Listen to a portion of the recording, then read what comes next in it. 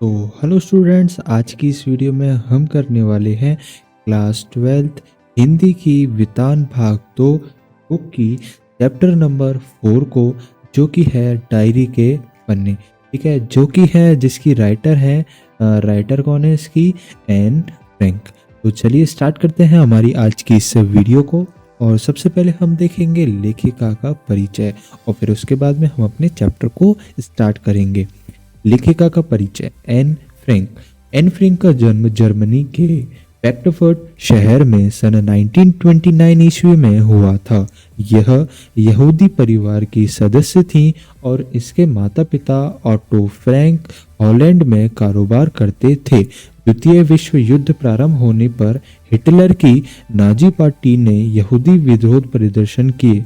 तब नीदरलैंड पर जर्मनी का कब्जा होने से यहूदी परिवार के साथ अपमानजनक व्यवहार किया गया। अतः आत्मसुरक्षा की दृष्टि से फ्रैंक परिवार सन 1942 में अज्ञातवास में चला गया। उसी दौरान गुप्त आवास में बिताए दिनों के अनुभवों को एन ने अपनी डायरी में लिपिबद्ध किया। सन 1945 में नाजियों के यातना शिविर में एन की मृत्यु हो गई। उसकी मृत्यु के बाद उसके पिता ने सन 1947 में उस डायरी को प्रकाशित करवाया, जो कि पहले डच भाषा में थी, फिर सन 1952 में अंग्रेजी भाषा में प्रकाशित की गई। इसमें यहूदियों की पीड़ा एवं यातना शिविरों की क्रूरता का जीवन चित्रण हुआ है। पाठ का सार।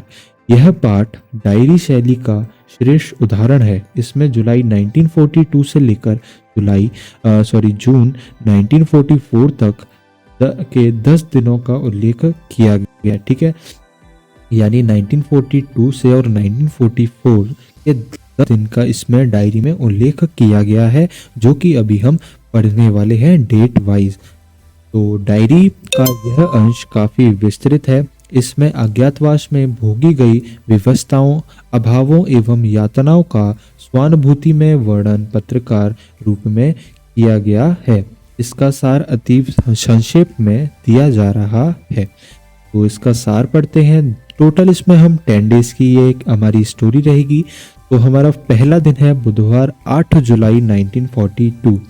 स्टार्ट करने से पहले मैं बता दूं, ये जो है डायरी किसको लिखी जा रही है, ये हमारी राइटर लिख रही है एन फ्रैंक। इसको किट्टी को, प्यारी किट्टी को लक्ष्य बनाते हुए इस पूरी डायरी को लिखने वाली है।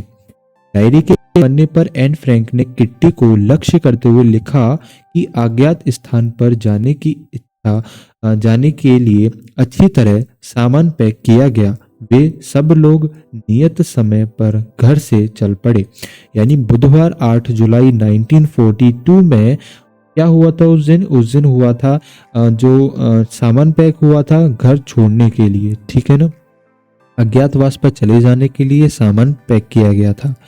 दूसरा गुरुवार 9 जुलाई 1942, यानी आपको पूरे इसमें 10 देश की आपको पूरी स्टोरी बताई जा रही है। ये थी 8 जुलाई 1942, ये 9 जुलाई 1942। एन फ्रैंक ने इस पन्ने पर लिखा कि वह मम्मी पापा के साथ छिपने वाले स्थान पर गई। यह स्थान उसके पापा के ऑफिस में ही था। उसमें रास्ते में सीढ़ियां एवं कक्ष एकदम सुरक्षित थे।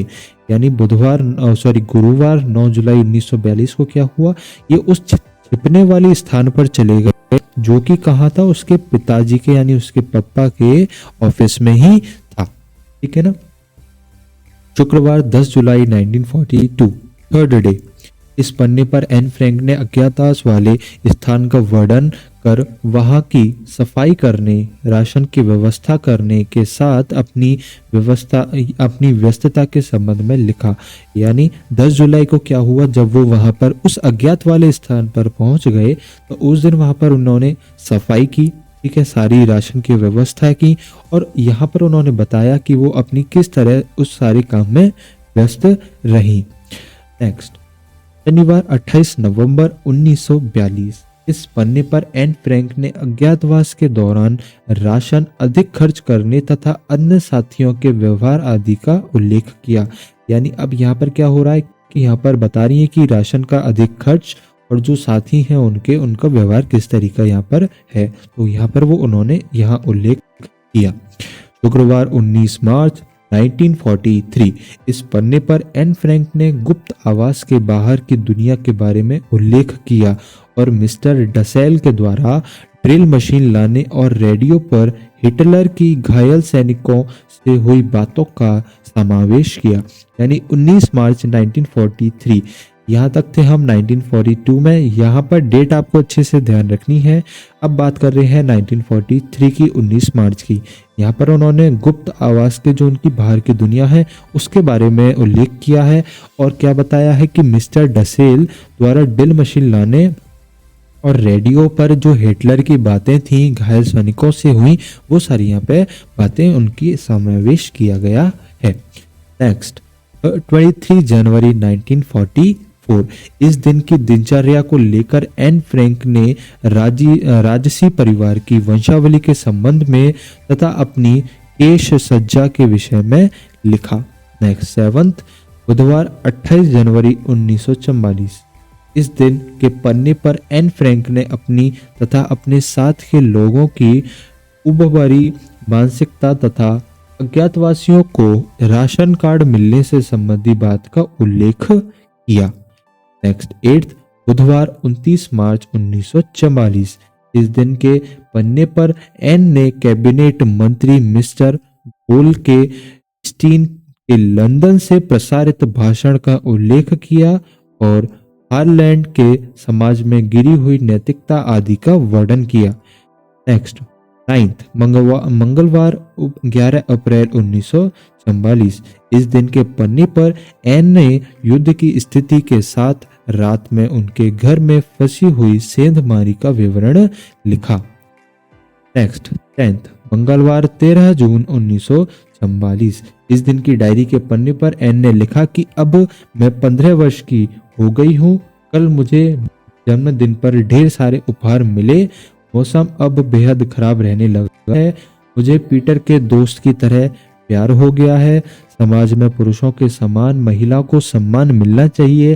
संभवतः अगली सदी में स्त्री पुरुष के में अंतर रखने की परंपरा मिट जाएगी तथा औरत को अधिक सम्मान प्राप्त होगा। इसी अभिलाषा के साथ एन की डायरी का यहाँ अंश समाप्त हो जाता है।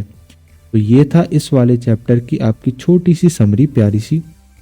यहाँ बेसिकली इस चैप्टर में समझने का ऐसा कुछ नहीं है, बस एक डायरी है जिसके बारे में आपको यहाँ पर पता रहना चाहिए। और नेक्स्ट की वीडियो के अंदर हम क्या करेंगे, इसके क्वेश्चन आंसर सॉल्व कर लेंगे। तो जो भी इस चैप्टर से क्वेश्चन आंसर बनेगा वो आपको अच्छे से लर्न हो जाएगा इजीली, ठीक है ना।